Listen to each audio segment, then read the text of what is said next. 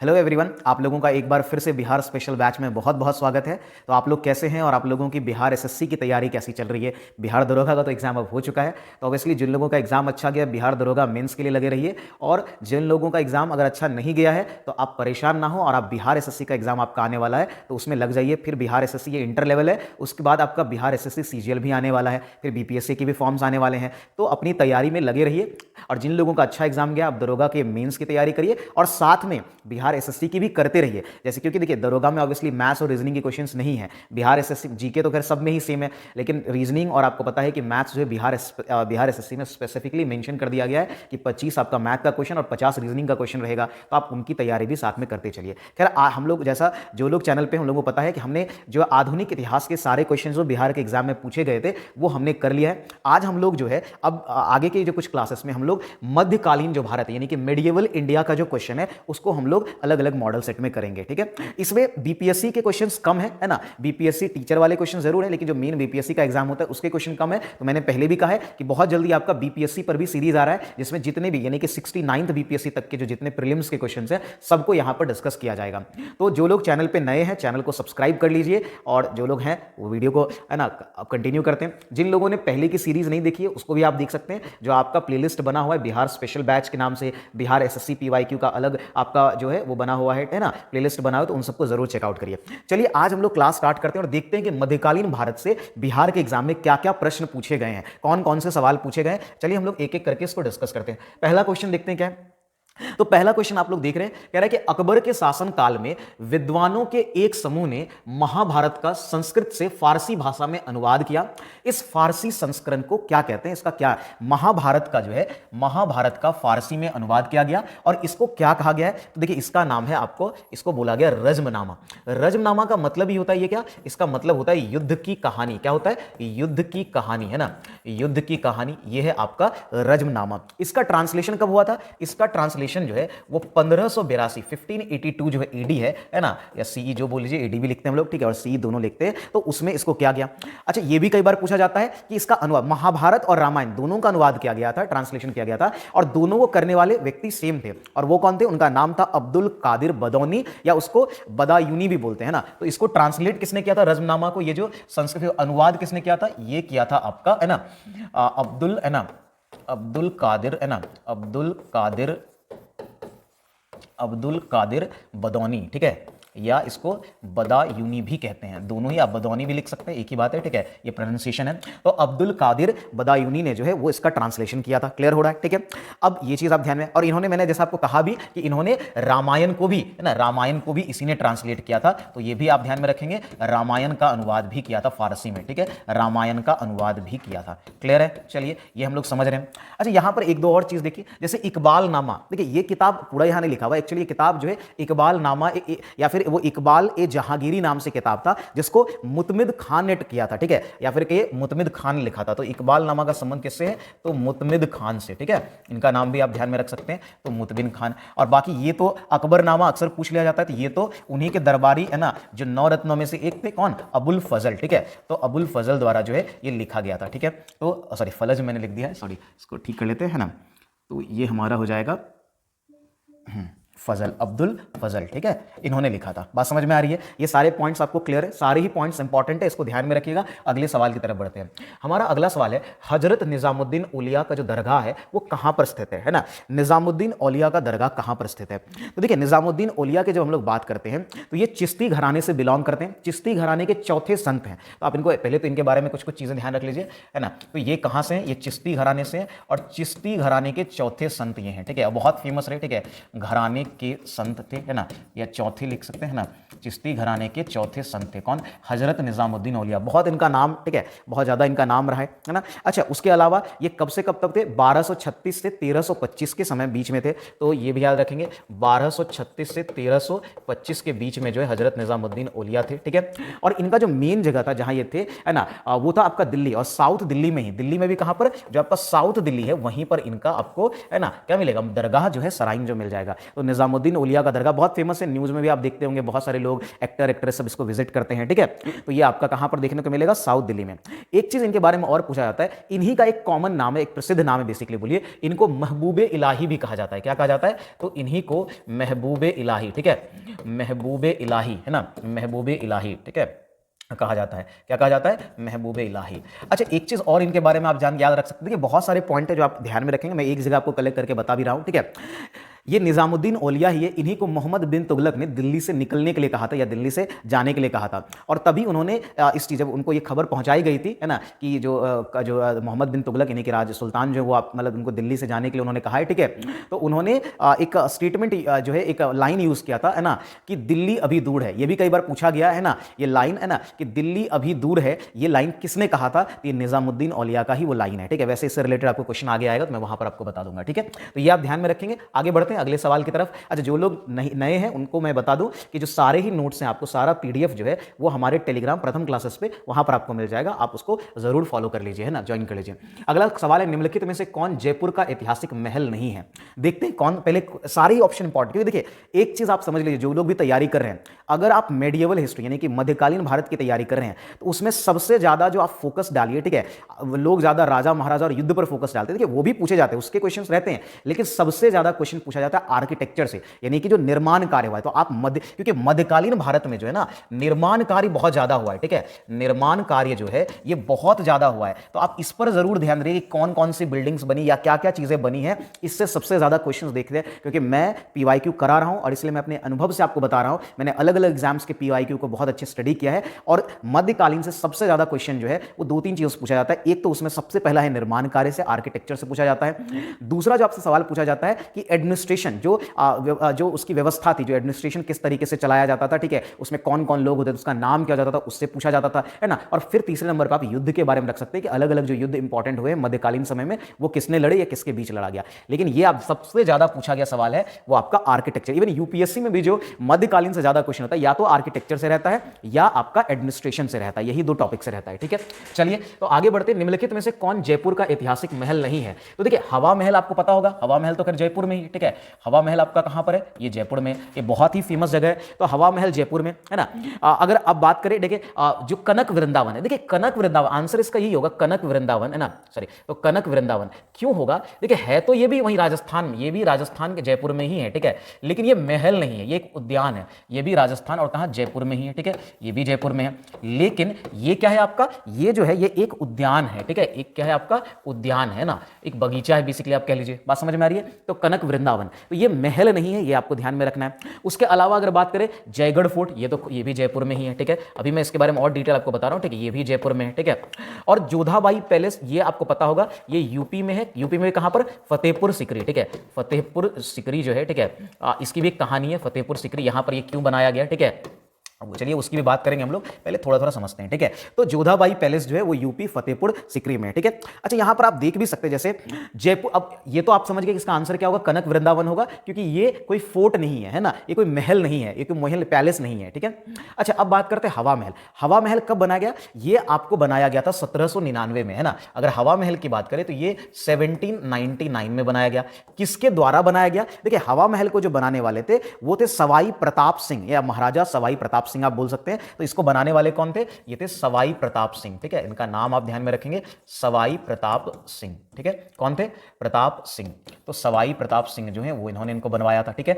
अच्छा, आप लोग कमेंट में बताएंगे जो लोग अगर जानकारी हो, तो हवा महल में कितनी खिड़कियां हैं, ये भी सवाल पूछा हुआ सवाल है कि हवा, चूंकि वो खिड़कियों के लिए फेमस है, बहुत सारी खिड़कियां हैं। ये महल एक्चुअली बनाया गया था कि जो राजपूताना घराने की जो महिलाएं हैं, ठीक है, वो बाहर जो सड़क है, ठीक है, वहां पर जो एक्टिविटी होती है या वहां पर जो भी सैन्य प्रदर्शन सब होता है, उन सबको या सैन्य झांकियां हैं, उनको वो देख सके और उनको कोई ना देख सके, एक्चुअली महिलाओं को कोई ना देख सके, इसके लिए तो वो उन खिड़कियों से देखते हैं। तो बहुत सारी खिड़कियां हैं, ठीक है, कितनी हैं आप लोग कमेंट में बताएंगे, ठीक है।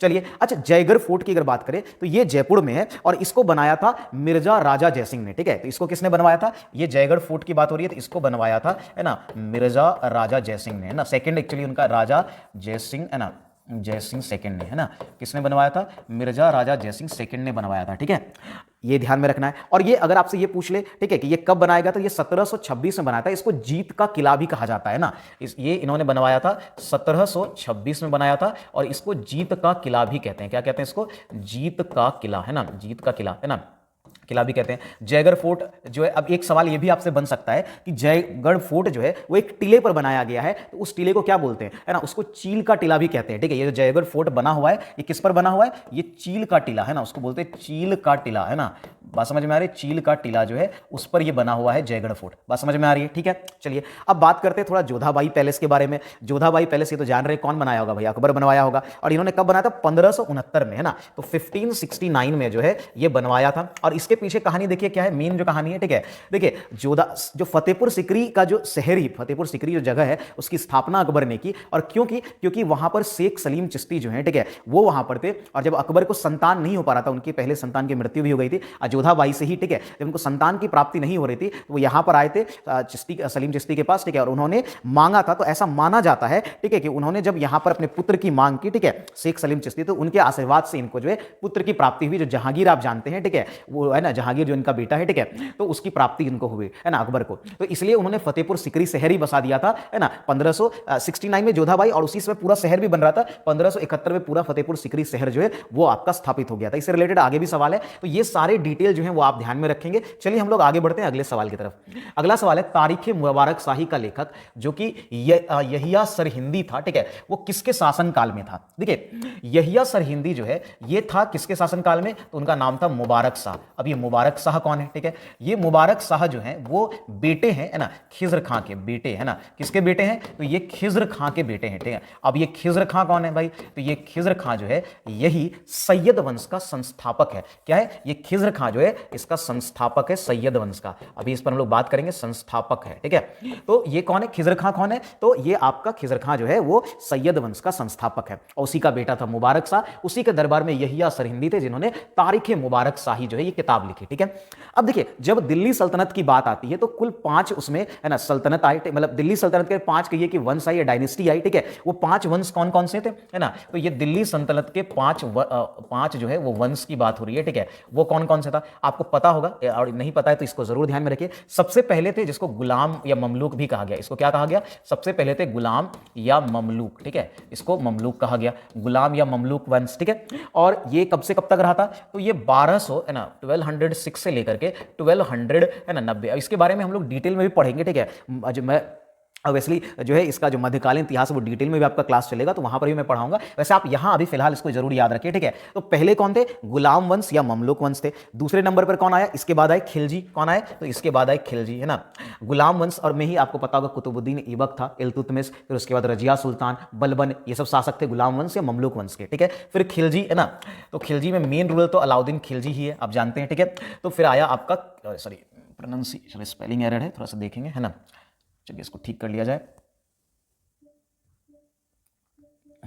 तो ये कौन थे? ये थे खिलजी, ठीक है। खिलजी कब से कब तक रहे? ये 1290 से, है ना, 1290 से जो है, ठीक है, ये कब तक रहे? तो ये रहे 1320 तक रहे। इसमें मेन अलाउद्दीन खिलजी ही था, ठीक है, शासक था। फिर उसके बाद कौन आया? खिलजी के बाद जो है वो हमारा आया, देखिए सबसे पहले गुलाम और ममलूक, उसके बाद खिलजी आए, फिर हमारा आया तुगलक, है ना। कौन आया? तुगलक। तो फिर हमारा तीसरे नंबर पर कौन आया भाई? तो तीसरे नंबर पर आया तुगलक, है ना, तुगलक, ठीक है। तुगलक कब आए? तुगलक आए 1320 में, और ये सबसे लंबे समय तक रहते, है ना, ये 1414 यानी 1414 तक जो है तुगलक जो है वो शासन में रहे। तुगलक के बाद कौन आया? तो तुगलक के बाद आया आपका, है ना, तुगलक के बाद जो है आपका वो आया सैयद, ठीक है। कौन आया? ये सैयद, ये बहुत कम रहा था, है ना, सैयद आया, ये 1400, है ना, 1414 में ऑब्वियसली आया, ठीक है। उसके बाद ये 1451 तक ही रहा, है ना, इतना रहा, 1451 तक रहा, ठीक है। और सबसे लास्ट जो है ना तुगलक, सैयद के बाद सबसे लास्ट जो है आपको पता भी होगा लोधी, और इसी को हटा करके बाबर ने, है ना, किसकी स्थापना की थी? लोधी को हटा करके बाबर ने मुगल वंश की स्थापना की। तो लोधी आए सबसे आखिरी में 1451 से लेकर के लोधी जो रहे वो 1526 तक रहे, ठीक है। लोधी वंश। तो ये 5 वंश था आपका, गुलाम है ना, जो गुलाम या ममलूक वंश इसको बोलते हैं, फिर हमारा खिलजी दूसरे नंबर पे, फिर तीसरे पे तुगलक, चौथे पे सैयद और पांचवें पर हमारा कौन था, लोधी वंश था। ठीक है, तो ये ऑर्डर आप ध्यान में रखेंगे, बहुत इंपॉर्टेंट है ना। चलिए आगे बढ़ते हैं अगले सवाल। अभी इन सब के जो रूलर्स हैं और बाकी चीजें वो आपको अलग अलग क्वेश्चन में आ जाएगा। ठीक है, चलिए तो हम लोग अलग अलग क्वेश्चन में उसको डिस्कस करेंगे। आगे बढ़ते हैं। तुगलक वंश का अंतिम शासक जस्ट आया था, तुगलक वंश का इसके संस्थापक तो गयासुद्दीन तुगलक थे पहले, ठीक है, लेकिन और उसका जो एक मेन शासक था उसका मोहम्मद बिन तुगलक था। लेकिन सवाल पूछा है कि तुगलक वंश का अंतिम शासक कौन था, तो मोहम्मद बिन तुगलक, नुसरत शाह तुगलक, नहीं, इनमें से तो खैर कोई नहीं है। ठीक है, ये आंसर क्या हो जाएगा, इनमें से कोई नहीं। 1394 से 1413 तक जो शासक रहा था उसका नाम था नसरुद्दीन मोहम्मद, है ना। कौन थे, तो वो थे नसरुद्दीन, है ना, नसरुद्दीन, है ना, नसरुद्दीन, एक सेकेंड, नसरुद्दीन, नसरुद्दीन, है ना, नसरुद्दीन मोहम्मद। ठीक है, कौन थे, नसरुद्दीन मोहम्मद, है ना, या तुगलक भी, है ना, इसका क्या बोलते हैं, मोहम्मद। तो नसरुद्दीन मोहम्मद बोल लीजिए, ठीक है, या महमूद, एक्चुअली पूरा चलो महमूद आप बोल लीजिए ना, तो नसरुद्दीन महमूद, है ना। तो ये कब से कब थे, ये 1394 1394 से ये 1413, जैसा मैंने कहा, ठीक है, ये इस समय तक जो है ये शासक रहे। तो अंतिम जो है पहले कौन थे, गयासुद्दीन तुगलक, जो कि इसके संस्थापक थे तुगलक वंश के, फिर मोहम्मद बिन तुगलक जो इसका मेन शासक रहा था, ठीक है, और उसके बाद जो आखिरी रहा आपका नसरुद्दीन मोहम्मद रहा था। आगे बढ़े अगले सवाल की तरफ। कह रहा है निम्नलिखित में से किस नगर में चार मीनार है, ये सबको पता है चार मीनार कहां पर है, वो हैदराबाद में। बट अगेन चार मीनार के बारे में इतना इंफॉर्मेशन काफी नहीं है, यहां जरूरी क्या है ये जानना कि जो चार मीनार है वो कब बना और किसने बनवाया। तो चार मीनार की जब हम बात करते हैं तो ये 1591 में बना, ठीक है, और इसको बनाने वाले जो थे वो थे कुतुब कुली शाह, ठीक है, वो कौन थे, तो कुतुब कुली शाह जो है उन्होंने इसको बनवाया, कुतुब कुली शाह। तो ये ध्यान में रखेंगे नाम, ठीक है, किसने बनवाया था, तो कुतुब कुली शाह ने जो है इसका निर्माण कराया। कभी कभी ये भी पूछा जाता है चार मीनार कौन सी नदी के तट पर है, तो ये मूसी नदी के तट पर है। ये कौन सी नदी के तट पर है, तो ये भी एक इंफॉर्मेशन ध्यान में रखना है, मूसी नदी के तट पर है। कहां पर है, मूसी नदी के तट पर, ठीक है। चलिए तो मूसी नदी के तट पर है। आगे बढ़ते हैं अगले सवाल की तरफ देखते हैं। अगला सवाल है राजा सवाई जयसिंह द्वारा पहला वैधशाला कहां पर स्थापित किया गया था। अब आप जानते भी होंगे जयपुर, है ना, यहां जो जंतर मंतर आप सुनते होंगे जयपुर में, है ना, जो वैधशाला है और साथ ही जंतर मंतर, ये सब जो है वो उन्होंने ही बनवाया था, यानी कि राजा सवाई जयसिंह। एक्चुअली अगर आप ये कहें ना कि जयपुर शहर की ही स्थापना इन्होंने की थी, ठीक है, तो इन्होंने क्या किया था, जयपुर शहर की स्थापना की थी। किसने की थी स्थापना, जयपुर शहर की स्थापना किसने की थी, सवाई जयसिंह ने, है ना। तो राजा सवाई जयसिंह के द्वारा जो है जयपुर शहर की स्थापना की गई। यहां पर जो है ना, उन्होंने जो है वैधशाला, जो जंतर मंतर, आप दिल्ली, एक तो दिल्ली में आप सुनते हैं और एक आप राजस्थान में सुनते होंगे जंतर मंतर के बारे में, तो कई सारे जंतर मंतर और वैधशाला की स्थापना जो है वो राजा सवाई जयसिंह ने करवाई थी। क्लियर है, ये ध्यान में रखेंगे, ठीक है। वैधशाला इसको हम लोग लेबोरेटरी भी बोलते हैं ना, तो लेबोरेटरी बोलते हैं, तो ये ध्यान में रखेंगे। अच्छा, उसके बाद इनको जो सवाई टाइटल है, सवाई का मतलब होता है सवा गुना, ठीक है, तो सवाई का टाइटल इनको दिया था किसने, औरंगजेब ने। अगर आपसे कभी पूछे, है ना, सॉरी, है ना, अगर आपसे कभी पूछ ले कि ये जो टाइटल है इनको किसने दिया था, ये इनको औरंगजेब ने दिया था, है ना, किसने दिया था, तो औरंगजेब ने जो है इनको ये टाइटल दिया था। बात समझ में आ रही है। चलिए आगे बढ़ते हैं अगले सवाल की तरफ। हमारा अगला सवाल क्या हो जाएगा, हमारा अगला सवाल है निम्नलिखित किस मुगल शासक का मकबरा भारत में नहीं है। देखिए अब इसमें से आपको जानना होगा किसका मकबरा कहां पर है। अब जैसे आपने फेमस हुमायूं का मकबरा तो आप जानते ही, बहुत फेमस दिल्ली में, है ना, बहुत बड़ा मकबरा है जो इनकी पत्नी ने, है ना, हमीदा बानो बेगम ने, अकबर की मां ने बनवाया था, ठीक है, 15 मतलब अकबर के नेतृत्व में बना था, लेकिन मेन उनकी मां की इच्छा के अनुसार बनाया गया था, ठीक है। तो ये तो आपका दिल्ली में किसका है, ठीक है, तो दिल्ली में आपको पता है कि हुमायूं का है ना। अकबर का मकबरा आपको पता होगा सिकंदरा यूपी में, कहां पर है, तो ये तो सिकंदरा में है, सिकंदरा में, है ना, सिकंदरा में है, ठीक है, ये यूपी में सिकंदरा, ठीक है। चलिए अच्छा, औरंगजेब का मकबरा कहां पर है, तो औरंगाबाद, है ना, औरंगाबाद महाराष्ट्र, औरंगाबाद, है ना, और ये कहां पर है, ये महाराष्ट्र में है, ठीक है, तो महाराष्ट्र यहां पर है। तो ये सब तो आप दिख ही रहा है, ये सब इंडिया में। एक सब जहांगीर का मकबरा जो है ना, ये यहां नहीं है, ये कहां पर है, ये लाहौर में है, ठीक है, और जहांगीर ने यहीं पर मोती मस्जिद का भी निर्माण करवाया था, ठीक है। वैसे मोती मस्जिद 3 जगह बना है, अभी उससे क्वेश्चन आएगा तो हम लोग डिस्कस करेंगे ये 3 जगह कहां कहां पर है और किसने बनवाया था, ठीक है। तो देखिए जहांगीर का जो मकबरा है वो लाहौर में है। इसके अलावा यानी आंसर हमारा यही हो जाएगा, ठीक है। इसके अलावा औरंगजेब का औरंगाबाद महाराष्ट्र में, हुमायूं का मकबरा दिल्ली में है, और अकबर का मकबरा कहां है, सिकंदरा यूपी में है, ठीक है। चलिए आगे बढ़ते हैं, ये समझ में आ गया। कह रहे कि मोहम्मद गौरी के किस दास ने बंगाल बिहार पर विजय प्राप्त की। तो ये दास आपको पता ही है, बख्तियार खिलजी है, जिसने बंगाल और बिहार वाले क्षेत्र में जो है आक्रमण, ये जो बंगाल और बिहार जो है ना, इस पर जो उन्होंने आक्रमण किया था, ठीक है, आक्रमण किया था, ठीक है, ये कौन से समय में किया था, लगभग वो देखिए वो 1203 के आसपास जो उन्होंने किया था, ठीक है। वो 1193 में बख्तियार खिलजी भारत आया, ठीक है, और बिहार और बंगाल का तरफ जो आक्रमण है उसका 1203 के। इसने बंगाल और बिहार के आक्रमण में इसने क्या किया था आपको पता होगा, नालंदा और आपको है ना जो विक्रमशिला है, दोनों ही विश्वविद्यालय को इसने तबाह कर दिया। नालंदा और जो विक्रमशिला है प्लस विक्रमशिला को नष्ट कर दिया है ना, विक्रमशिला जो कि भागलपुर में है, ठीक है। तो विक्रमशिला अब ये सब के अवशेष पड़े हुए हैं, ठीक है। वैसे ये दोनों बहुत बड़ा है ना अध्ययन का बहुत बड़ा क्षेत्र, कॉलेज ही इसको कहते थे, ठीक है। तो ये आपको इसको नष्ट किया था किसने, बख्तियार खिलजी ने, सॉरी, तो ये बख्तियार खिलजी ने जो है आपका नष्ट किया था, है ना। चलिए, तो ये हम लोग जानते ही हैं, तो बख्तियार खिलजी ने किया। देखिए बख्तियार खिलजी के बारे में एक दो बात और भी आप ध्यान में रख सकते हैं, ठीक है। देखिए इसका जो ये बिहार और बंगाल जो है ना, इस पर जो आक्रमण किया था उससे संबंधित एक किताब है जिसको बोलते हैं तबकाते नासरी, ठीक है। ये इसके बारे में एक, इसके विषय में एक किताब है जिसका नाम क्या है, तबकाते नासरी, ठीक है, तबकाते नासरी। ये किताब भी कई बार पूछा गया है एग्जाम में, नासरी, ठीक है। और ये किताब लिखा किसने था, ये भी पूछा जाता है। तो ये किताब लिखा था मिनहाज ए सिराज ने ना, किसने लिखा था, मिनहाज ए सिराज, ठीक है। मिनहाज ए सिराज ने जो है ये किताब लिखी थी, ठीक है। मिनहाज ए सिराज ने ये किताब लिखी, बस समझ में आ रही है, ठीक है। तो ये चीजें इनके बारे में आप ध्यान में रखेंगे। मोहम्मद गौरी का ये दास था, इसने 1203 के करीब जो है बंगाल और बिहार पर है ना इन्होंने आक्रमण किया था, ठीक है। नालंदा विक्रमशिला को सॉरी नष्ट कर दिया, ठीक है। और इससे संबंधित एक किताब क्या है, तबकाते नासरी, जिसको मिनहाज ए सिराज ने इस किताब को लिखा था। आगे बढ़े अगले सवाल की तरफ। अगला सवाल हमारा क्या है, कह रहा है अष्टप्रधान मंत्री परिषद जो है वो किसके शासनकाल में था। तो ये तो शिवाजी के शासनकाल में था। शिवाजी के शासनकाल में जो है अष्टप्रधान यानी 8 प्रधान जो मंत्री परिषद, 8 लोगों की एक मंत्री परिषद थी, जो एक तरह का सलाहकार परिषद था। ये क्या था, ये जो आप अष्टप्रधान मंत्री परिषद देख रहे हैं, ये एक तरह का जो है वो सलाहकार परिषद था, है ना, जिसमें पेशवा जैसे, जिसमें कुछ पद जो अगर आप देखें तो इसमें एक पेशवा का पद होता था। पेशवा जो कि इनका एक तरह से प्राइम मिनिस्टर, प्रधानमंत्री हो गया, ठीक है। इसके अलावा यहां होता था आमत्य हो गया, ठीक है। फाइनेंस मिनिस्टर यही होता था, आमत्य जो है वो फाइनेंस मिनिस्टर होता था। इसके अलावा एक पद होता था सुमंत, है ना, सुमंत होता था। ये जो है फॉरेन मिनिस्टर यानी कि विदेश जिसको बोलते हैं ना, विदेश मंत्री का काम करता था, है ना, सुमंत जो है विदेश मंत्री वाला कार्य। तो ये कुछ इंपॉर्टेंट पद थे इसमें जो आपको ध्यान में रखने, ठीक है। आगे बहुत आसान सब है, आगे बढ़ते हैं अगले सवाल की तरफ। इब्न बतूता, ये तो हम लोग बहुत बचपन में इसके बारे में बहुत सारा कहानी पढ़ते हैं। इब्न बतूता की भारत यात्रा किस शासक के काल में थे। देखिए पहले तो ये समझते हैं कि इब्न बतूता आया कब था, वहीं से पता चल जाएगा, ठीक है। देखिए इब्न बतूता जो है वो आया था 1333 में, 1333 में, ठीक है। ये मोरक्को का था, 1333 में, एक ट्रेवलर है, ठीक है। ये कहां से था, तो ये मोरक्को, है ना, मोरक्को से ये बिलोंग करता था, ठीक है, मोरक्कन था। 1333 ईडी में जो आया था। अब 1333 ईस्वी में जो है यहां का शासक कौन था, तो वो था मोहम्मद बिन तुगलक। कौन था, मोहम्मद बिन तुगलक। अब इसके बारे में बहुत सारी कहानी है, ठीक है। मोहम्मद वैसे तो सबसे पढ़ा लिखा जो है अभी तक का, या मतलब जितने भी सल्तनत में बादशाह हुए, ठीक है, उसमें सबसे पढ़ा लिखा जो था वो मोहम्मद बिन तुगलक ही था, है ना। इसको लेकिन इसके डिसीजंस इतने मतलब अलग होते थे कि इतने उसमें गड़बड़ी होती थी, ठीक है, कि इनको जो है ना वाइजेस्ट फूल भी कहा जाता था। ये मोहम्मद बिन तुगलक को एक टाइटल दिया गया था, इनको, है ना, वाइजेस्ट फूल भी कहा जाता था, वाइजेस्ट फूल भी कहा जाता था, ठीक है, इनको।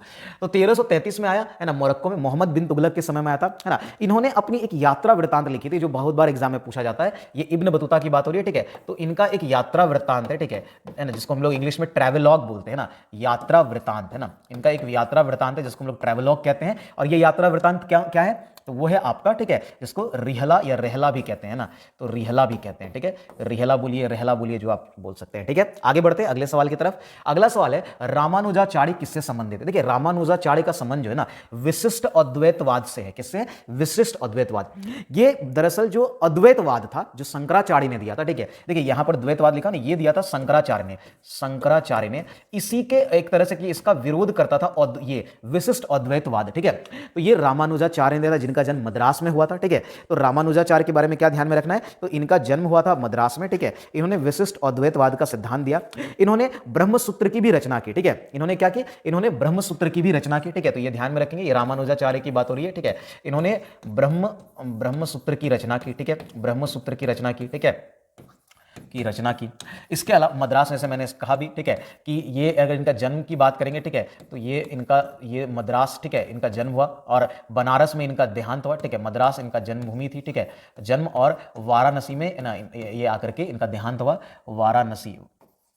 वाराणसी में इनका जो है वो देहांत हुआ, ठीक है, देहांत हुआ, है ना। देहांत हुआ। अगर आप इनके बारे में और भी देखेंगे है ना कि ये कब से कब तक रहे थे, ठीक है, तो 10 है ना 1017 में इनका, 1017 में जन्म हुआ, 1137 में इनका जो है निधन हुआ था, ठीक है, तो ये भी आप ध्यान में रख सकते हैं। ब्रह्मसूत्र की रचना की, देखिए इन्होंने जो विशिष्ट अद्वैतवाद दिया, ठीक है, उसमें 3 तत्वों की बात की, यानी कि उसमें बात की उन्होंने ईश्वर, ठीक है, जीव और प्रकृति, है ना, इसकी बात की उन्होंने। उनके इनका जो ये विशिष्ट अद्वैतवाद है इसमें 3 तत्वों की बात की गई, है ना, 3 तत्व के बारे में इन्होंने कहा। और वो 3 तत्व क्या क्या है, तो वो 3 तत्व है, एक तो है सबसे पहले ईश्वर जिसको उन्होंने ब्रह्म कहा, ठीक है, एक तो हो गया ईश्वर जिसको इन्होंने क्या कहा, ब्रह्म कहा, ठीक है।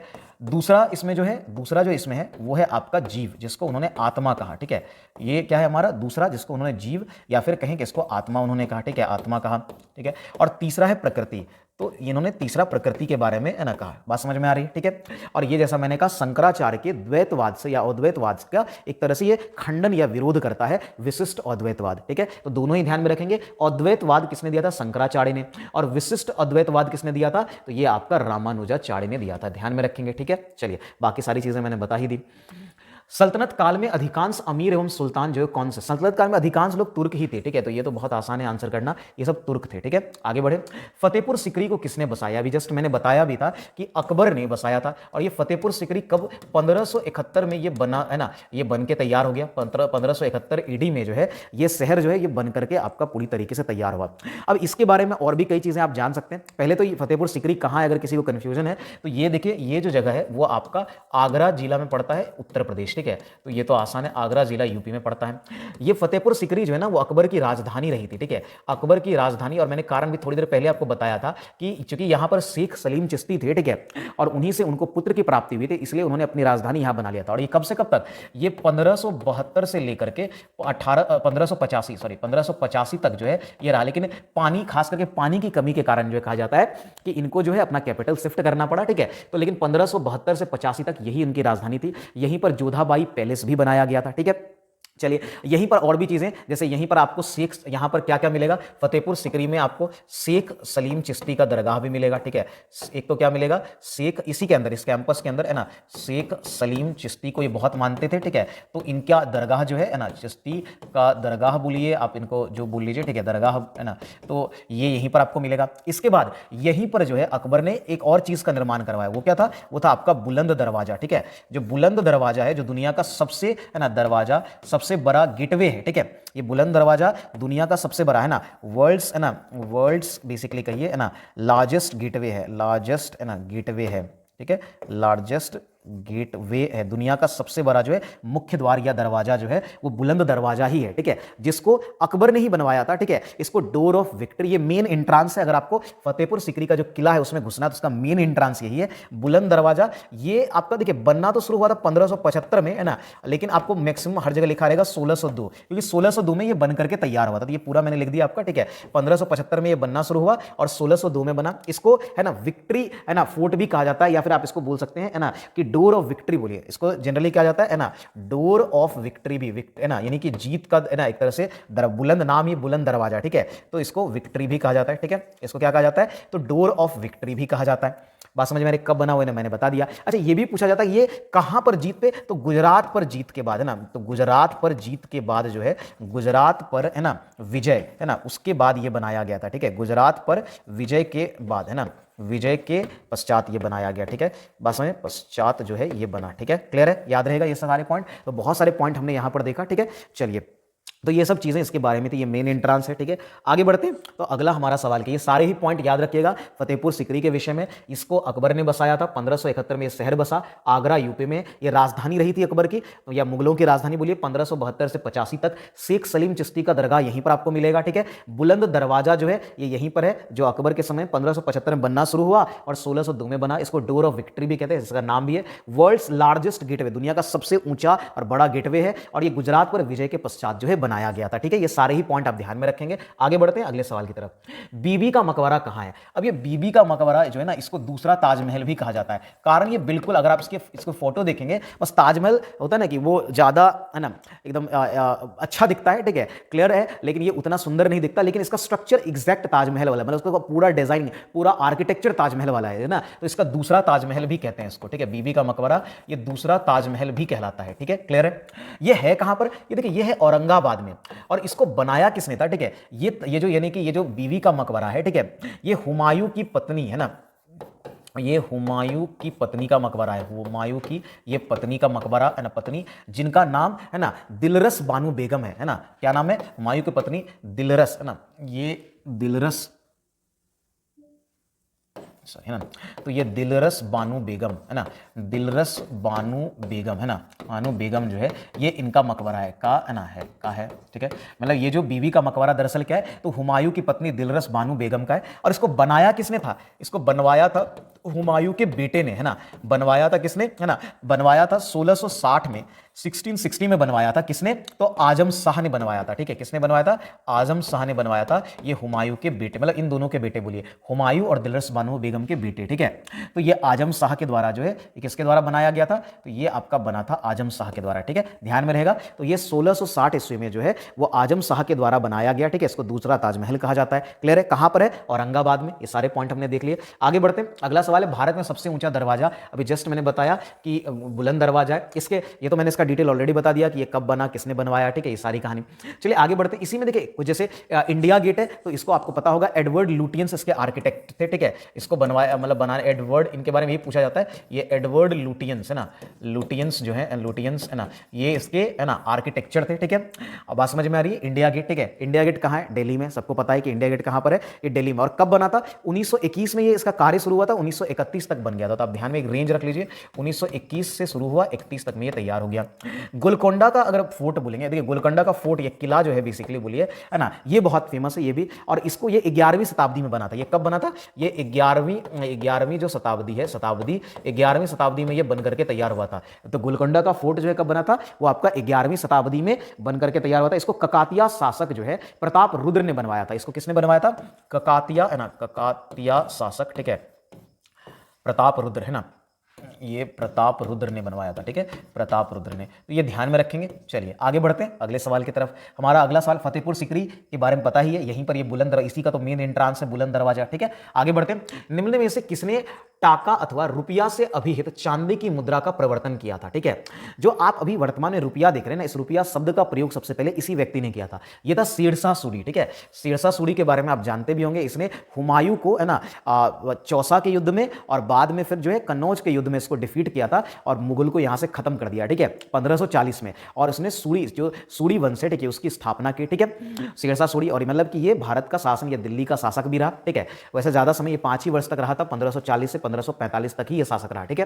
लेकिन इसने बहुत सारे काम किए, उसमें से एक ये भी था, इसने टाका या रुपया जो है इसको शुरू किया, ठीक है। देखिए इसने दरअसल जो है इसके बारे में अगर आप ध्यान में रखें तो शेरशाह ने 3 धातुओं की सिक्का प्रणाली शुरू की, ठीक है। इसने क्या शुरू किया था, इसने है ना 3 धातुओं के सिक्के, ठीक है, 3 धातुओं के सिक्के, ठीक है, 3 धातुओं के जो है वो सिक्के की इन्होंने शुरुआत की, ठीक है। सिक्के कौन कौन सा, सबसे पहले तांबे, ठीक है, इन्होंने तांबे के सिक्के जो बनाए, ठीक है, इसको कहा जाता था दाम, ठीक है, इसको क्या कहा जाता था, इसको दाम कहा जाता था। फिर उन्होंने चांदी का सिक्का बनाया, इसी को रुपया कहा गया, ठीक है, ये नाम वहीं से आया, ठीक है, जो आप हम लोग अभी रुपया यूज कर रहे हैं, ठीक है, तो रुपया, ठीक है। और जो सोने का सिक्का होता था, सोने का सिक्का, उसको बोला जाता था मोहर, ठीक है, इसको क्या कहा गया था, उसको मोहर कहा गया था। और एक चीज अभी मैंने जैसा कहा, ठीक है, कि शेरशाह के जो द्वारा शुरू किया गया जो रुपया था, यानी कि शेरशाह द्वारा चलाया गया रुपया है ना, आज तक प्रचलन में है। तो शेरशाह द्वारा चलाया गया रुपया क्या है, वो आज तक प्रचलन में है, ये भी ध्यान में रखेंगे, ठीक है। तो ये आपका तांबा, चांदी, सोना, ये 3 धातुओं के सिक्के की प्रणाली जो है ये है ना, ये शुरू की थी किसने, शेरशाह सूरी ने। तो यहां पर वही हो जाएगा। आगे बढ़ते हैं। कह रहा है कि बाजार नियंत्रण प्रणाली किसने प्रारंभ की, ये प्रारंभ करने वाला था अलाउद्दीन खिलजी, ठीक है। बाजार को नियंत्रित करने के लिए एक सिस्टम वो लेकर के आए, ठीक है, और खास करके इनको ये प्रणाली जो इनको सैन्य शक्ति में मजबूत होने में बहुत मदद की थी, ठीक है, और उसी के लिए उन्होंने लाया भी था। तो ये थे अलाउद्दीन खिलजी। आगे बढ़े अगले सवाल की तरफ देखते हैं। दक्षिण भारत से उत्तर भारत में भक्ति आंदोलन को लाने वाले, ये तो बहुत फेमस थे, रामानंद, ठीक है। रामानंद ने जो है वो दक्षिण भारत से, ठीक है, वो पूर्वी भारत, सॉरी ये उत्तरी भारत जो है, कहिए कि वो भक्ति आंदोलन को है ना, ये राम भक्त थे, ठीक है, भगवान राम की बात करते थे, ठीक है, और उसको ये यहां तक लेकर के आए। क्लियर है। चलिए आगे बढ़ते हैं ना। चलिए, तो ये हमने देख लिया। आगे बढ़ते हैं, अगला सवाल हमारा क्या हो जाएगा। अगला सवाल है, निम्नलिखित में से किसने दीन इलाही धर्म की बात है ना को स्वीकार किया था। देखिए, जब दीन इलाही धर्म की बात होती है, पहले चलिए किसने स्वीकार किया था। देखिए, बिरबल एकमात्र हिंदू थे जिसने इसको स्वीकार किया था, ठीक है। एकमात्र हिंदू बोलिए है ना जिसने इसको स्वीकार किया था, वो थे इनमें से कौन, बिरबल, ठीक है। बिरबल ने इसको स्वीकार किया था, इनको है ना मतलब बिरबल ने इसको, एकमात्र हिंदू थे। और इनका नाम, बिरबल का कई बार नाम भी पूछ लिया जाता है। तो देखिए, बिरबल का नाम क्या था, महेश दास, है ना। इसका एक्चुअल नाम क्या था बिरबल का, तो ये तो महेश दास था, ठीक है। सॉरी, है ना, ये कौन थे, इनका नाम था है ना महेश, है ना, महेश दास जो है इनका ओरिजिनल नाम था। चलिए, ठीक है, ये क्लियर हो गया। अब दीन इलाही की बात जब हम करते हैं तो इस धर्म को शुरू किया था या इसकी स्थापना, ये धर्म कम कहिए और एक तरह का प्रिंसिपल था, एक तरह का सिद्धांत था, ठीक है, जिसको अकबर ने शुरू किया था 1582 ईस्वी में, 15 है ना, अकबर ने शुरू किया 1582 ईस्वी में, ठीक है।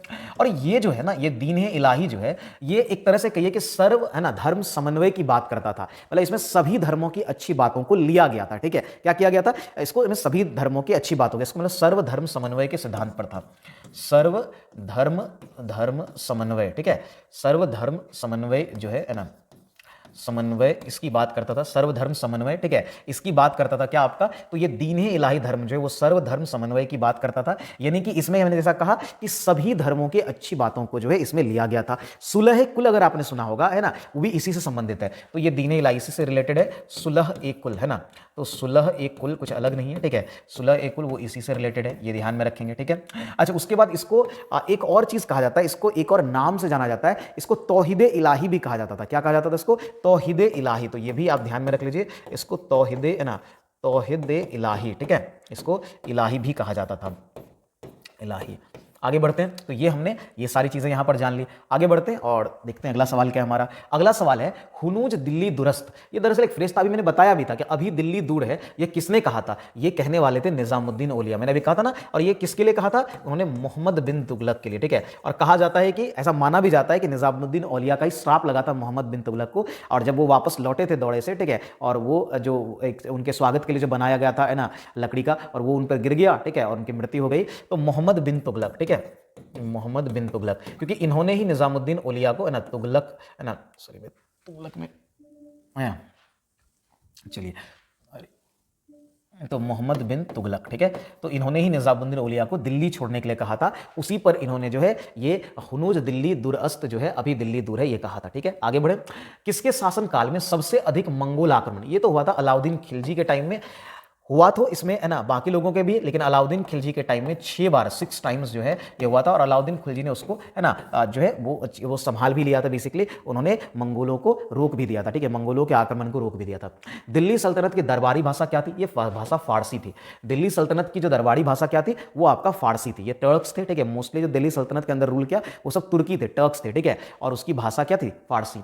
सिखों के 10वें गुरु गुरु गोविंद सिंह का जन्म कहाँ हुआ था, ये तो सबको पता होगा भाई, ये पटना में इनका जन्म हुआ था, है ना। गुरु गोविंद सिंह इनके पिता जो हैं, ठीक है, ये कौन थे, इनके पिता जो हैं वो थे है ना गुरु तेग बहादुर, जो 9वें गुरु थे ना, गुरु तेग बहादुर, है ना, बहादुर, गुरु तेग बहादुर जो है, ठीक है, वो 9वें गुरु। अच्छा, इनकी माता के बारे में पूछ लिया जाता है, तो उनकी माता कौन थी, माता उनका नाम गुजरी था, ठीक है, माता गुजरी उनको कहते हैं ना, सॉरी माता गुजरी, ठीक है, ये कौन थे, तो माता गुजरी थी, ठीक है। चलिए, तो ये सिख के धर्म के 10वें गुरु हैं गुरु गोविंद सिंह जी, है ना, और 9वें गुरु कौन थे, तो गुरु तेग बहादुर। प्रथम तो आप जानते हैं गुरु नानक देव जी थे, ठीक है। चलिए आगे बढ़ते हैं, निम्नलिखित में से किसने भारत पर सबसे पहले आक्रमण किया था, अफगानों, अरबों, मंगोलों, तुर्कों। देखिए, सबसे पहले आक्रमण करने वाले अरब थे, क्योंकि अगर आपको याद होगा मोहम्मद बिन कासिम, ठीक है, जिन्होंने 1711 में भारत पर आक्रमण किया था, किसने किया था, मोहम्मद बिन कासिम ने, ठीक है। और वो कौन थे, वो एक अरबी थे, ठीक है, तो एक अरबी थे कौन, मोहम्मद बिन कासिम, ठीक है, मोहम्मद बिन कासिम, उन्होंने ही किया था, ठीक है, मोहम्मद बिन कासिम। कब किया था, सॉरी 711, है ना, 711, ठीक है, ईस्वी में ईडी में उन्होंने किया था, ठीक है। तो ये पहले भारत पर आक्रमण करने वाले थे। आगे बढ़े, अकबर के शासनकाल में राजा टोडरमल कौन था। देखिए, अकबर के शासनकाल में 9 रत्न थे, है ना, उनमें से एक जो रत्न था वो थे राजा टोडरमल। और ये कौन थे, ये वित्तीय सलाहकार, और आप इनको वित्तीय प्रशासक भी कह सकते हैं, ये एक तरह के वित्तीय प्रशासक भी थे, है ना। रेवेन्यू वाला डिपार्टमेंट जो है, ये टैक्स वाला ये इनके पास था, फाइनेंस वाला बेसिकली, तो वित्तीय प्रशासक जो है ये थे। इसके अलावा ये भी पूछा जाता है अकबर के 9 रत्न कौन थे, तो ये भी ध्यान रखना है। अच्छा, वो 9 रत्न कौन कौन थे, एक तो आपको पता है ये राजा टोडरमल थे। इसके अलावा अगर देखें तो बीरबल थे, ठीक है। इसके अलावा देखें तो तानसेन थे, बीरबल हो गए, तानसेन हो गए, मानसिंह हो गए, ठीक है। इसके अलावा अबुल फजल हो गए, फैजी हो गए, है ना। इसके बाद मुल्ला दो प्याजा हो गए, रहीम खाने खाना हो गए, ठीक है। फकीर अजीउद्दीन हो गए। तो ये सब लोग जो है ना अकबर के दरबार के 9 रत्न थे, ठीक है। चलिए आगे बढ़ते हैं और 9 रत्न का नाम आप जरूर ध्यान रखिए, उनसे सवाल बनता है, पूछ लिए जाते हैं। सही कालानुक्रमिक क्रम में निम्नलिखित 4 संतों ने जन्म लिया, ये बताइए। देखिए मतलब कबीर ने कब जन्म लिया, ठीक है, या फिर नानक ने कब जन्म लिया, या फिर चैतन्य प्रभु ने कब जन्म लिया और तुलसीदास ने कब जन्म लिया। देखिए जब हम कबीर की बात करते हैं तो कबीर का जन्म जो है 1398 में हुआ। कब हुआ? 1398 हुआ। कहां पर हुआ? इनका जन्म वाराणसी में हुआ था, ठीक है। तो कबीर का जन्म कहां पर हुआ? तो देखिए कबीर का जन्म जो है वह 1398 में हुआ और ये कहां पर हुआ था? वाराणसी में। वहीं जब हम लोग बात करते हैं गुरु नानक की बात करते हैं, पहले सिख धर्म के पहले गुरु, ये 1469 में इनका जन्म हुआ तलवंडी। अब तो इसको है ना ये पाकिस्तान में है, ठीक है, तलवंडी, जिसको ननकाना साहिब भी कहते हैं। इसको क्या कहते हैं? ननकाना साहिब बोलते हैं ना। वहां पर गुरुद्वारा है ननकाना साहिब, ठीक है। ये कहां पर है? तो ये आपको पाकिस्तान में, ठीक है। ये कहां पर है? पाकिस्तान में, ठीक है। तो वहां पर इनका जन्म हुआ था। चैतन्य प्रभु की जब बात करते हैं तो चैतन्य प्रभु का जन्म जो है वो 1486 में हुआ था। कब हुआ था? 1486 में हुआ था। ये वेस्ट बंगाल में हुआ था। चैतन्य प्रभु का जन्म कहां पर हुआ था? वेस्ट बंगाल में। अच्छा तुलसीदास की जब बात करते हैं तो ये 1511 में इनका जन्म हुआ था, ठीक है ना। ये क्या हुआ था? तो तुलसीदास की जब हम बात करते हैं तो 1511 में जन्म हुआ। राजापुर यूपी में जगह है, ठीक है। तो वहीं पर इनका जन्म हुआ। कहां पर हुआ? तो राजापुर यूपी, ठीक है। राजापुर यूपी में इनका जन्म हुआ, ठीक है। चलिए तो ये सारे, अब बाकी आप अरेंज कर लीजिएगा, मैंने सारा ही डेट लिख दिया, तो इसके बाद आप लोग अरेंज कर लीजिए। आगे बढ़ते हैं अगले सवाल की तरफ। शेरशाह अच्छी तरह से अपने प्रशासनिक कौशल के लिए प्रसिद्ध हैं और विशेष रूप से वो किस चीज के लिए? देखिए वो वैसे तो बहुत चीजों के लिए थे, इसमें भू राजस्व प्रणाली इनकी जो, देखिए भू राजस्व की जो व्यवस्था थी ना, वो जो आपने रैयतवारी व्यवस्था सुनी होगी उससे रिलेटेड है, ठीक है। वो रैयतवारी व्यवस्था थी। मतलब रैयतवारी आपको पता भी होगा, अंग्रेजों के समय की एक व्यवस्था थी और ये एकमात्र ऐसी व्यवस्था थी जिसमें भूमि का मालिक किसान था। रैयतवारी व्यवस्था, ठीक है। आपने हिस्ट्री वाले में पढ़ा भी होगा, मैंने वहां पढ़ाया भी है, ठीक है। जिन लोगों ने नहीं पढ़ा है, अभी हिस्ट्री का जो बिहार स्पेशल एग्जाम का हिस्ट्री का PYQ का हमने पूरा है ना टोटल 8 सेट है, जो मॉडल सेट है उसमें मैंने कंप्लीट कर दिया। जिन लोगों ने नहीं देखा उसको जरूर जाकर के देखिए, ठीक है। तो रैयतवारी व्यवस्था जिसमें भूमि का मालिक जो है ना, भूमि का जो मालिक है वो कौन होगा? किसान होता था, ठीक है। और किसान डायरेक्ट जो है वो राजस्व भरता था। तो ये किसान, बात समझ में आ रही है? ये किसान, ठीक है। चलिए आगे बढ़ते हैं अगले सवाल की तरफ। अगला सवाल हमारा क्या हो जाएगा? तो देखिए अगला सवाल है क्या, बुलंद दरवाजा जो कि अकबर द्वारा निर्मित है वह किसकी विजय का प्रतीक है? ये तो अभी मैंने बताया भी इसके बारे में कि गुजरात विजय का प्रतीक है। आगे बढ़ते हैं। बीबी का मकबरा है, तो देखिए बीबी का मकबरा किसका है? नूरजहां, औरंगजेब की पत्नी, हुमायूं की पत्नी, बिल्कुल हुमायूं की पत्नी है ना, जो है, और आजम शाह की मां, आजम शाह ने इसको बनवाया था, है ना, दिलरस बानो बेगम। जस्ट हमने पढ़ा भी था, ठीक है। आगे बढ़ते हैं अगला सवाल है ना, ये बिहार SSC अंकेक्षण ऑडिटर परीक्षा का क्वेश्चन है। क्वेश्चन भी आप देख सकते हैं, नीचे सब एग्जाम का नाम भी लिखा हुआ है। निम्नलिखित प्रदेशों या राज्यों में से एक है जो अकबर के शासनकाल के अंतर्गत मुगल साम्राज्य की सीमाओं से बाहर था। इनमें से कौन था? देखिए जो अकबर के शासनकाल से बाहर था वो था बीजापुर। बीजापुर जो कि कर्नाटक का भाग है, ये अकबर के क्षेत्र में नहीं था, ठीक है, अकबर के कंट्रोल में नहीं था, ये ध्यान में रखेंगे। आगे बढ़ते हैं। भारत के प्रसिद्ध मयूर सिंहासन वो कोहिनूर हीरे को, यहां अभी तो ये पता है कि ब्रिटिश के पास है, लेकिन ये यहां से लेके कौन गया था? ये लेके गया था नादिर शाह। नादिर शाह जो कि एक ईरानी शासक है, ये क्या है? ईरानी शासक है, ठीक है, ईरानी शासक है ना, ईरानी शासक है। ये आया था भारत 1739 में, इन्होंने भारत पर आक्रमण किया, ठीक है। कौन सा युद्ध हुआ था? करनाल का युद्ध हुआ था, है ना, मुगल बादशाह, है ना, ये एक नादिर शाह और मोहम्मद शाह के बीच में, ये जो करनाल का युद्ध हुआ, ठीक है, ये आपका नादिर शाह, है ना, और नादिर शाह और मोहम्मद शाह के बीच में हुआ था, है ना, मोहम्मद शाह के बीच में जो है ये आपका हुआ, ठीक है, नादिर शाह और मोहम्मद शाह के बीच में, जिसमें मोहम्मद शाह बुरी तरीके से पराजित हुए और उन्होंने अपनी जान बचाने के लिए कहिए जो मुगलों का पूरा खजाना एक तरह से कहिए, है ना, वो इसको नादिर शाह को दिया। नादिर शाह कहा जाता है कि नादिर शाह उसके सैनिकों ने दिल्ली में कत्लेआम किए, ठीक है, नरसंहार किया, है ना, और पूरे शहर को पूरी तरीके से लूट लिया, ठीक है। तो ये चीजें आप ध्यान में रखेंगे और वही उन्होंने ही जो है मयूर सिंहासन और कोहिनूर हीरा यहां से लेके गया। बाद में नादिर शाह से जो कोहिनूर का हीरा है, ठीक है, वो पंजाब के शासक के भी हाथ लगा, है ना, और फिर लेकिन वो फाइनली ब्रिटिशर्स के हाथ में चला गया, ठीक है। आगे बढ़ते हैं अगले सवाल की तरफ। निम्नलिखित में से किस शासक के ग्रांड ट्रंक रोड का निर्माण करवाया? ये भी बहुत, देखिए वैसे तो एक चीज आप यहां पे जानिए, वैसे ये आंसर तो आपको पता है, अक्सर ये क्वेश्चन में आता है, ठीक है, ये शेरशाह सूरी है, लेकिन एक चीज आप क्लियर रखिए, ग्रांड ट्रंक रोड जो है वो पहले भी एग्जिस्ट करता था, ऐसा नहीं है, ये सिल्क रूट के रूप में बहुत पहले भी प्रयोग किया जाता था। तो grand trunk road Sher Shah Suri, देखिए एक्चुअली शेरशाह सूरी ने इसके एक बड़े भाग को पक्की करवाया, एक तरह से मरम्मत करवाई थी, ठीक है। और उसने उस रूट का जो है ट्रेड और कम्युनिकेशंस के लिए जिस तरीके से यूज किया वो बहुत ज्यादा वो फैला, ठीक है। और इसलिए सिरसा सूरी को ग्रांड ट्रंक रोड का निर्माता कहा जाता है ना। इस रोड को कई और नाम से, कई और अन्य नाम से भी जाना जाता है, ठीक है। जैसे आप देखिए इसको और क्या क्या कहा जाता है। ग्रांड ट्रंक रोड को जो है ना, इसको उत्तर पथ, है ना, सर के आजम भी अलग अलग समय में इसको अलग अलग नाम से कहा गया। ये इवन इसकी चर्चा जो है ग्रांड ट्रंक रोड की चर्चा जो कौटिल्य के बुक में भी मिलती है ना, जो कौटिल्य थे, ठीक है ना, कौटिल्य के बुक में भी मिलती है, कि किताब में भी ये मिलती है, ठीक है। इसके अलावा मेगास्थनीज के भी किताब में इसके बारे में है चर्चा है। मेगास्थनीज जो है, स्थनीज है ना, इसके भी किताब में मेगास्थनीज के भी किताब में जो है, ये किताब में इसकी चर्चा मिलती है, किसका, ग्रांड ट्रंक रोड का। तो ग्रांड ट्रंक रोड कोई नया नहीं है, ठीक है। सिरसा सूरी जैसा मैंने आपको बताया तो वही स्थिति है, ठीक है। बाकी ग्रांड ट्रंक रोड जो है, ये इसकी कुछ बातें जान लीजिए। ये 2400 किलोमीटर लंबा है, ठीक है।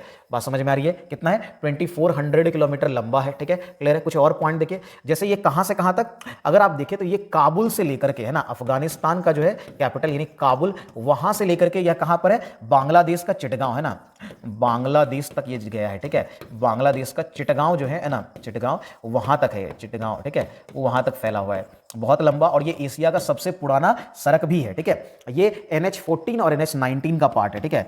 NH, है ना, अगर बात करें तो ये NH19 और NH44 है ना, 40 नहीं, NH44, ठीक है। NH44 का ये हिस्सा है, ठीक है, ध्यान में रखेंगे। तो NH44 का ये हिस्सा, ये सब पॉइंट देखेंगे। और ऐसा मैंने एक और भी क्या कहा कि ये एशिया का सबसे पुराना सड़क जो है वो ये उसके रूप में जाना जाता है, ठीक है। क्लियर है। चलिए, और ये 4 देशों की राजधानी को भी जोड़ता है। अगर आप ये देखेंगे तो ये भी याद रखेंगे, है ना, 4 देशों की राजधानी, है ना, देशों की राजधानी को जोड़ता है, ठीक है। तो राजधानी को ही जोड़ता है, ठीक है। आगे बढ़े अगले सवाल की तरफ। ये सारे पॉइंट्स आपको क्लियर होंगे, इसको याद रखिएगा। अगले सवाल की तरफ बढ़ते हैं। कह रहे हैं विजयनगर साम्राज्य का हिंदू राजवंश निम्नलिखित की पराजय से ये समाप्त हो गया।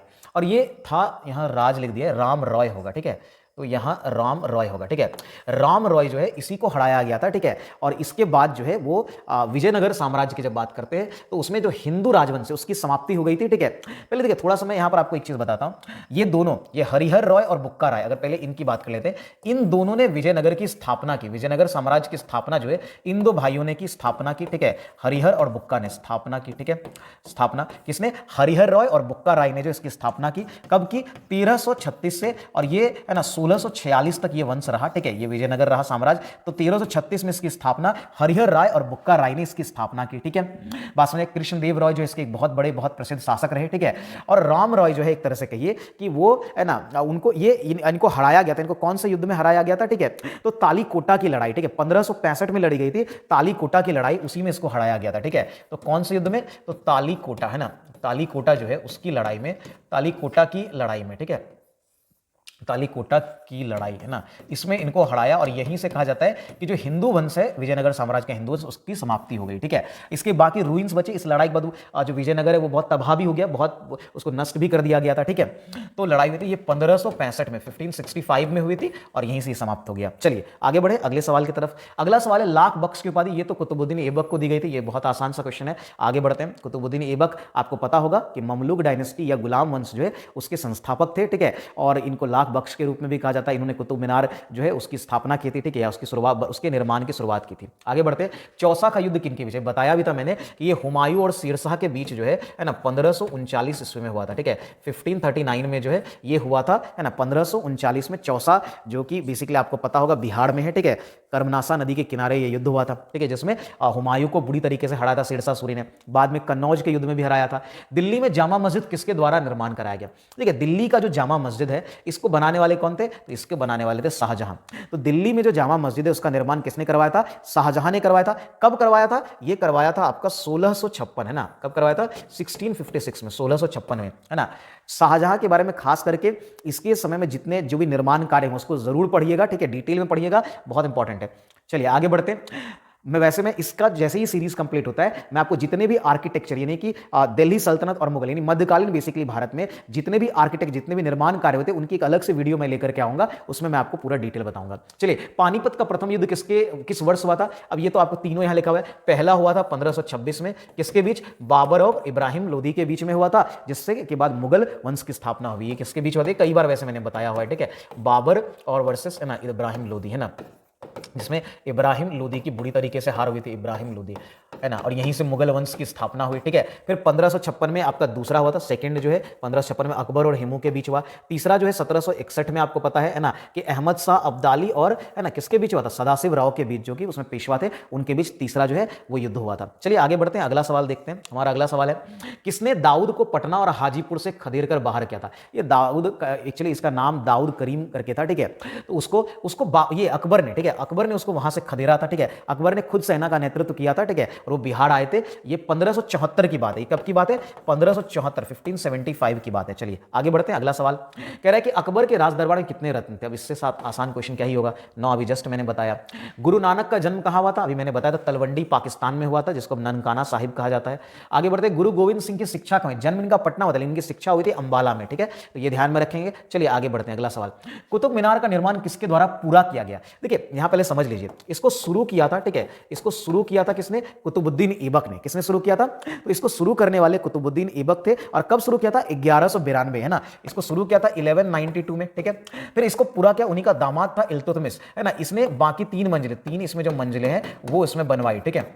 लेकिन हुआ क्या था, एक चीज और देखिए, 1369 में, ठीक है, 1369 में, 1369 में बिजली गिरने के कारण जो है इसका ऊपर वाला भाग नष्ट हो गया, ऊपर वाला महल, फिर उसको तोड़ करके फिरोज शाह तुगलक ने इसको पूरा किया था, ठीक है। लेकिन यहां पर आंसर जो इल्तुतमिश ही होगा, ठीक है। फिरोज शाह तुगलक ने एक तरह से उसकी मरम्मत करवाई, है ना, फिरोज शाह तुगलक ने, है ना, शाह तुगलक। चलिए तो ये ध्यान में रखेंगे। चलिए आगे बढ़े, अगले सवाल की तरफ बढ़ते हैं। हमारा अगला सवाल क्या हो जाएगा, ठीक है, तो अगले सवाल को देखते हैं। अगला सवाल है, लाल किला का निर्माण किसके शासनकाल में हुआ था? अब लाल किला बनाया था किसने भाई? ये तो बनाया था शाहजहां ने बनवाया था, ठीक है। तो लाल किले का जो निर्माण है वो किसके समय में हुआ था? ये हुआ था आपका शाहजहां के समय में, ठीक है। लाल बलुआ पत्थर जो है, रेड सैंडस्टोन जिसको कहते हैं, है ना, उससे बना हुआ था लाल किला। ये शाहजहानाबाद, है ना, शाहजहानाबाद, है ना, जहानाबाद के महल के रूप में इसको बनाया गया था, है ना, के महल के रूप में, ठीक है, महल के रूप में बनाया गया था, ठीक है, रूप में इसको बनाया गया, है ना। किससे बनाया गया था? जैसा मैंने कहा भी, लाल बलुआ पत्थर का प्रयोग करके, है ना, बलुआ पत्थर जो है उसका उपयोग करके, है ना, कई सारे बिल्डिंग तो इसी से बने थे, लाल बलुआ पत्थर का उपयोग करके, रेड सैंडस्टोन बोलते हैं, इससे बनाया गया था। आगे बढ़े, अगले प्रश्न की तरफ देखते हैं। अगला सवाल है, हमीदा बानो बेगम की मां थी, मतलब किसकी मां थी, ये सेंस में, ठीक है। देखिए ये मां थी किसकी? तो हुमायूं की मां थी। अकबर, देखिए आपको पता है हुमायूं की तो ये पत्नी थी, ठीक है, ये अकबर की माता थी। हुमायूं की ये कौन थी? पत्नी, ठीक है। और इन्होंने ही जो है हुमायूं का मकबरा बनवाया था, ठीक है। ये हुमायूं का मकबरा, हुमायूं, है ना, हुमायूं का मकबरा बनाने में इनका बहुत बड़ा, है ना, का मकबरा जो दिल्ली में है उसको मकबरा बनवाने में इनका बहुत योगदान था। वैसे तो अकबर शासक था, लेकिन बनाने में इनका बहुत बड़ा योगदान है, ठीक है। 1570 में आपको पता होगा कि ये 1570 में जो है ये बन करके तैयार हुआ था, जो 4 बाग वाली स्टाइल पर बना हुआ है, ठीक है। चलिए तो ये ध्यान में रखेंगे आगे। बाकी इसको हुमायूं का जो मकबरा है इसको मुगलों का सेनागार, है ना, भी कहते हैं। इसको क्या बोलते हैं? हुमायूं का मकबरा को, इसको मुगलों का, है ना, तो ये सब पॉइंट भी देख लेंगे, है ना। देखिए आप मेरे साथ बने रहिएगा और आप अगर सारे क्वेश्चन जितना मैं करवा रहा हूं करिएगा, तो जितने भी आज तक पूछे गए हैं प्लस जितने भी क्वेश्चन बन सकते हैं वो सब मैं डिस्कस कर दूंगा। इसको मुगलों का, है ना, मुगलों का सेनागार भी कहते हैं, सेनागार भी कहते हैं, ठीक है। क्या कहते हैं? मुगलों का सेनागार भी कहते हैं। ये ध्यान में रखेंगे। चलिए आगे बढ़ते हैं और अगले सवाल की तरफ। बाकी 1993 में ये इसको यूनेस्को विश्व धरोहर स्थल के रूप में शामिल कर लिया गया, ठीक है, वर्ल्ड हेरिटेज साइट के रूप में। शेरशाह के बचपन का नाम क्या था? इसका नाम तो फरीद खान था, ठीक है। क्या नाम था? फरीद खान, ठीक है। आगे बढ़ते हैं, अगले सवाल की तरफ देखते हैं। गुरु गोविंद सिंह की माता का नाम भी मैंने बताया था, इसमें इनमें से कोई नहीं होगा, है ना। क्या नाम था? गुजरी, है ना, तो गुजरी जो माता गुजरी इनको बोलते हैं, ठीक है, तो माता गुजरी, ठीक है। चलिए आगे बढ़ते हैं, अगला सवाल कह रहे शिवाजी को किसने कैद कर लिया था? ये तो औरंगजेब था, ठीक है। कहां पर कैद किया था? आगरा में। ये भी ध्यान रखना, ये भी पूछा गया सवाल है कि उनको कहां पर कैद किया गया था? आगरा में। दरअसल पुरंदर की संधि जो कि 1666 में हुई, है ना, पुरंदर की संधि के बाद, पुरंदर की संधि, ठीक है, उसके बाद उनको वहां बुलाया गया था, है ना, पुरंदर की संधि जो है इसके बाद इनको बुलाया गया, 1666 में हुई थी पुरंदर की संधि और इनको वहां पर बुलाया गया। और परिणाम क्या हुआ देखिए, ठीक है, तो पुरंदर की संधि के बाद इनको जो है मुगल दरबार में बुलाया गया और इनको धोखे से जो है वो कैदी कर लिया गया। ये अपने पुत्र संभाजी महाराज के साथ गए थे, तो शिवाजी महाराज जो है वो संभाजी महाराज के साथ जो है मुगल दरबार में गए थे, है ना, आमंत्रण पर गए थे, लेकिन इनको धोखे से औरंगजेब ने जो है कैद कर लिया था, ठीक है। चलिए इसकी भी एक अलग कहानी है। आगे बढ़ते हैं, अगला सवाल देखते हैं। दिल्ली के लाल किले में स्थित मोती मस्जिद को किसने बनवाया था? देखिए, मोती मस्जिद को बनवाने वाले जो थे वो कौन थे? अब यहां पर सवाल आता है, ठीक है, जो मैंने कहा, देखिए मोती मस्जिद जो है वो 3 है, ठीक है, एक दिल्ली के लाल किले में है, एक आगरा में है, ठीक है, और दूसरा एक आपका लाहौर में है, ठीक है। तो देखिए लाहौर वाला जो बनाया था वो बनाया था जहांगीर ने, ठीक है, और मोती मस्जिद ये बनाया लाल किले वाला, इसको बनाया था औरंगजेब ने, ठीक है। देखिए जो दिल्ली में जो है आपका है वो किसने बनवाया है? तो वो बनाया है औरंगजेब ने बनवाया है, ठीक है, क्लियर है, ठीक है, ध्यान में रखेंगे किसने बनवाया था? औरंगजेब ने। 1659 से 60 के बीच में उन्होंने इसका बनवाया था। किसने बनवाया था? औरंगजेब ने। कब बनवाया था? 1659 से 60 के बीच में उन्होंने इसको बनवाया, ठीक है। शाहजहां ने जो है वो आगरा वाला बनवाया है। शाहजहां ने कहां पर बनवाया था? आगरा में बनवाया था, ठीक है। तो आगरा में भी मोती मस्जिद है और उसको बनवाया था किसने? शाहजहां ने, ठीक है। 1653 के करीब उन्होंने इसको पूरा किया था, तो आप उसको ध्यान में रखेंगे 1653 में ये पूरा हुआ था, ठीक है, पूरा इसको कंप्लीट किया था, क्लियर है। और एक मैंने लाहौर में जो बताया कि लाहौर में किसने बनाया है, तो वहां, और जहांगीर का मकबरा वहीं है, लाहौर में बनाया था किसने? जहांगीर ने, ठीक है। लाहौर में मोती मस्जिद किसने बनवाया था? जहांगीर ने। 3 मोती मस्जिद है, कंफ्यूज नहीं करेगा, तीनों नाम याद रखिएगा। आगे बढ़ते हैं, बुलंद दरवाजा कहां पर है? तो ये तो सबको पता होगा, फतेहपुर सीकरी में है, ठीक है, उसी का तो मेन एंट्रेंस है, ठीक है, आपका, तो फतेहपुर सीकरी में। तो आज हमने, है ना, हाँ, तो हमारा 50 क्वेश्चन जो है वो कंप्लीट हो चुका है ना, हमने टोटल 50 क्वेश्चन जो है इसमें किए हैं, ठीक है, और हमने बहुत डिटेल में किया है ना, तो बहुत डिटेल में हमने सबको जाना है। अगेन जो लोग नए हैं चैनल को देखिए सब्सक्राइब कर लीजिए, है ना, और वीडियो को आप लोग शेयर जरूर करिए, वीडियो पर कमेंट करिए, वीडियो को थोड़ा शेयर करिए, ठीक है, जिससे हमको भी थोड़ी एनर्जी मिले पढ़ाने की, है ना, क्योंकि आपका सब्सक्रिप्शन, आप जब सब्सक्राइब करते हैं, आप वीडियो को शेयर करते हैं, कमेंट करते हैं, तो एक बूस्ट की तरह हमारे लिए, ठीक है। बाकी ये बिहार स्पेशल की सीरीज आपको चलती रहेगी, बिहार एसएससी के एग्जाम तक आपका, आज तक बिहार के जितने भी एग्जाम्स हुए हैं उन सब का, मैंने भी कहा इसके जस्ट बाद मैं बीपीएससी का भी सीरीज शुरू करूंगा, क्योंकि कई सारे ऐसे क्वेश्चन है जो बीपीएससी के एग्जाम पूछे, बीपीएससी का थोड़ा कंटिन्यू एग्जाम हुआ है, बिहार एसएससी का आप जानते हैं बहुत डिसकंटिन्यू एग्जाम, ये 10 साल बाद एग्जाम हो रहा है, ठीक है। तो बिहार बीपीएससी का लेकिन कई सारा एग्जाम हुआ है, ठीक है, तो वो सारे क्वेश्चंस, है ना, सीडीपीओ का भी एग्जाम है, उन सबके क्वेश्चन मैं लेकर के आऊंगा और उनके पीवाईक्यूज आप देखिएगा, वहां से डायरेक्ट क्वेश्चन आपको बिहार एसएससी के एग्जाम में देखने को मिलेगा। तो आप एक ट्रस्ट करके इस सीरीज को कंप्लीट देखिए, अगर आप बिहार एसएससी की तैयारी कर रहे हैं या इवन बीपीएससी की भी तैयारी कर रहे हैं, बिहार दरोगा की तैयारी कर रहे हैं, तो आपके लिए सीरीज बहुत हेल्पफुल होने वाला है। देखिए सिंपल सा अगर एक वर्ड में मैं कहूं, किसी भी एग्जाम की तैयारी जहां जीएस पूछता है तो ये सीरीज आपको हेल्प करेगा। ऐसा ही नहीं, अब ये सारी चीजें ऐसा थोड़ी बिहार के एग्जाम में आ रहा है, आप एसएससी का एग्जाम उठा करके देख लीजिए, वहां इन सबसे क्वेश्चंस पूछे गए, तो आप कहीं से भी उठाएंगे आपको यहां से क्वेश्चंस मिलेंगे ही मिलेंगे। तो जरूर इस सीरीज को देखिए और अपने जो लोग भी तैयारी करें उनके साथ शेयर जरूर करिए। तो आज के लिए इस क्लास में इतना ही रखते हैं, बाकी इसकी जो भी वीडियोस है वो बहुत जल्दी आपके लिए मिल जाएगी, ठीक है। आज के लिए इतना ही, जय हिंद, धन्यवाद।